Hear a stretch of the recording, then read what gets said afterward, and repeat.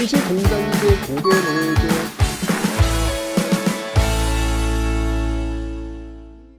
자, 그러면 중앙은 의정부 6조 체제, 지방은 이렇게 8도 체제로 돌아가는 모습을 봤는데, 이 중앙과 지방에서 일하고 있는 관리들이 있을 거 아니에요. 그 관리들이 어떻게 임명이 되었는지 임명을 하려면 뽑아낼 거 아니에요. 그 뽑는 내용들을 한번 살펴보도록 하겠습니다. 관리 선발 방식이 되겠습니다. 자, 먼저 여러분들 첫 번째 관리 선발 방식 중에 제일 중요한 건 뭐냐면 뭐니 해도 조선은 과거의 나라예요. 조선은 과거의 나라라는 얘기입니다, 여러분들.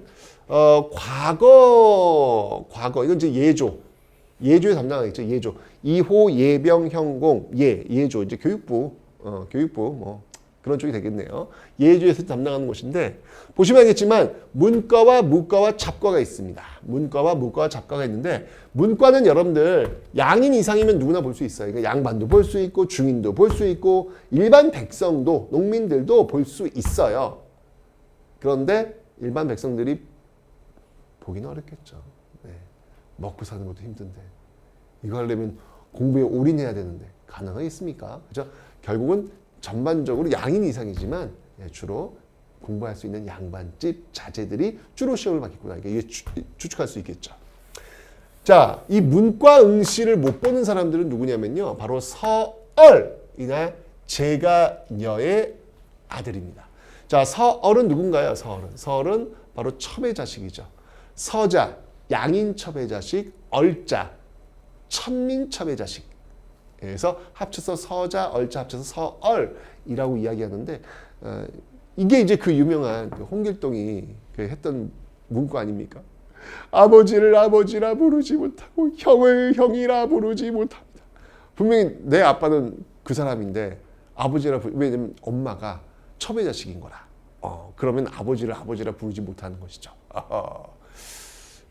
문과 응시도 안 됩니다. 그러니까 사실 조선이라는 나라는 이 문과 응시를 봐야 고위 관직에 올라갈 수가 있어요. 근데 이걸 원천적으로 봉쇄해 놓은 거야. 또 놀라운 거, 제가녀의 아들은 또 이 문과 응시를 못 봐요. 그러니까 무슨 말이냐면 과부의 제가를 실질적으로 금지시킨 거예요. 아니, 어느 엄마가 그래, 나 남자 사랑해. 나 근데 남편 죽었어.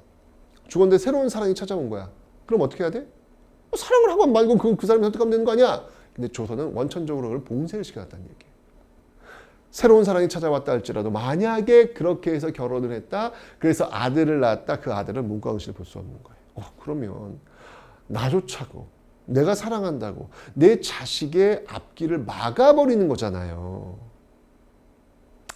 그 선택하기는 쉽지 않겠죠, 조선시대. 지금이야 모르겠습니다. 지금은 워낙 이 나라고 하는 개인이 좀 중요시 되기 때문에 절대적으로 아니다 옳다 이렇게 얘기하기 좀 어려울 것 같아요. 하지만 조선시대는 이게 굉장히 컸다는 이야기예요. 그래서 제가녀의 아들은 장가를 못 가도, 이건 지금 성종 때 맞는 거예요. 성종 때. 예. 그래서 이런 어떤 그 모습들이 있어서 여성들, 그래서 나중에 이 문제 때문에 그 동학농민운동 때, 폐정개혁안, 이 폐정개혁안에 과부의 제가를 허하라라는 말이 그래서 나온 거예요. 과부의 제가를 허하라. 그리고 그게 이제 시행된 게 1차 가보개혁 때 과부의 제가가 오케이가 되죠. 그러니까 이게 몇백 년 동안 이런 악습이죠.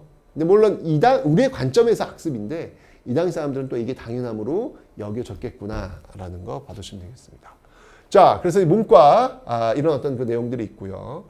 그다음에 무과가 있습니다. 요게 이제 여러분들 고려시대와의 차이점이겠죠. 고려시대는 무과가 거의 없어요.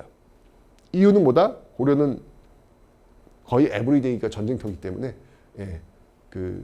무과 시험장이 곧 전쟁터입니다. 워낙 전쟁이 많아가지고. 그래서 무과를 응시하지, 무과가 없었는데 조선시대는 무과가 이제 만들어지는 것이죠. 조선시대는 1392년 조선이 건국되고 나서 실질적으로 200년 동안 전쟁이 없어요. 1592년 임진왜란 벌어질 때까지 큰 전쟁이 없어요. 그죠? 그런 과정 속에서 무과는 필요했을 겁니다. 군인들을 계속 어떻게든 채워야 되니까. 대신 조선이 어떤 나라입니까? 유교의 나라 아니겠습니까? 어디 감히 승과가 있겠습니까? 고려시대 승과가 있었죠. 고려는 불교의 나라니까요. 하지만 조선시대는 승과 존재하지 않습니다. 요거 기억해 두시면 되겠네요. 그리고 이제 중인들, 전문 기술직들을 뽑는 잡과가 있더라. 문과, 무과, 잡과로 이루어져 있더라. 이게 과거 시험인데 조선은 철저하게 이 과거의 나라예요. 그러니까 실력에 의해서 올라갈 수 있도록 만들어 놓은 것이죠. 그러니까 상대적으로 고려에 비해서 상대적으로 저는 발전한 나라가 바로 조선이라는 생각이 드는 거예요. 그러니까 제 역사 발전의 기준은 뭐냐면 자유예요.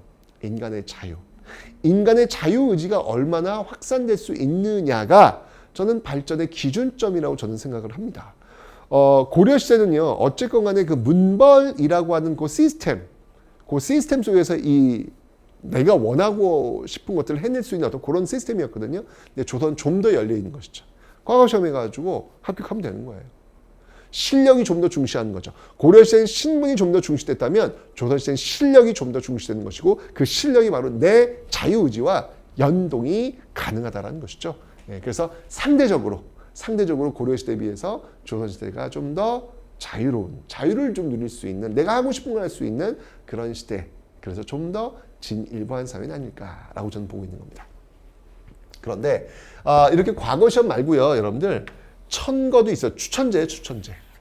천거, 추천제. 요 대표 중에 제가 앞에 설명드렸죠. 바로 무갑기을, 기묘사화의 어떤 그 핵심적인 인물이 되었던 조광조. 앞으로 읽어도 조광조, 뒤로 읽어도 조광조, 조선의 3대 개혁 조광조, 김욕, 흥선대원군 그 조광조가 바로 지방에 있는 사족들을 끌어올리기 위해서 현명한 어떤 그런 그 인재들을 끌어올리기 위해서 혈량과, 이건 일종의 추천제입니다. 전하, 이 전라도 광주에 아주 훌륭한 인재가 있사옵니다. 지금 초야에 묻혀서 열심히 공부를 하고 있으면 그 사람을 등용하신다면 굉장히 많은 이점이 있을 것입니다. 뭐 이렇게 추천하는 어떤 그런 모습들이 있더라는 얘기죠. 그 다음에 이제 조선시대 이 문음이라는 제도는 뭐냐면 이건 음서예요. 고려시대 음서예요. 조선도 역시 이런 제도가 있긴 있었어요. 근데 여러분들 고려의 음서는 5품 이상 적용되었죠. 근데 이제 2품 이상으로 이 범위가 확 줄어들었습니다. 확 줄어들었고, 그리고 여러분들 문음 출신들은요 고위관직에 올라가지를 못해요. 인정받지를 못하는 거야. 이게 조선의 힘이고 이게 조선의 분위기라니까. 조선은 철저하게 실력을 따지는 그런 나라였다. 고려시대에 비해 좀 더 상대적으로. 오케이. 그래서 문음이라는 제도를 기억해 놓으시면 되겠습니다. 그리고 이제 취재도 있어요. 취재. 요거는 이제 기술직과 관련된 건데 하급 관리 뽑을 때. 하급 관리에서 예를 들면 뭔가 뭘 만드는 직을 뽑아야 되는데 뭐 굳이 이론 시험 뭐 이런 거 말고 그냥 그걸 잘 만들면 뽑는 거예요. 예. 여기 이제 취재라고 하는 것이죠. 이제 이런 방식에 의해 가지고 관리를 선발해 가지고 중앙의 의정부 6조 체제 그리고 지방의 8도 체제가 운영될 수 있도록 했다라는 거 봐주시면 되겠네요. 됐죠?